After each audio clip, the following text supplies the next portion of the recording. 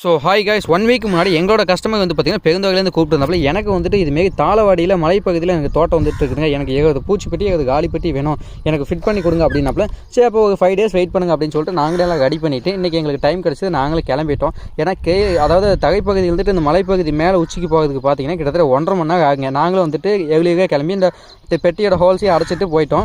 போக வழியில் பார்த்திங்கன்னா மான், காட்டு பண்ணி, யானை இது எல்லாம் பார்க்க முடிஞ்சுது. ஏன்னா வந்துட்டு போகக்கூடிய இடம் வந்துட்டு ஃபுல்லாக ஃபாரஸ்ட்டு.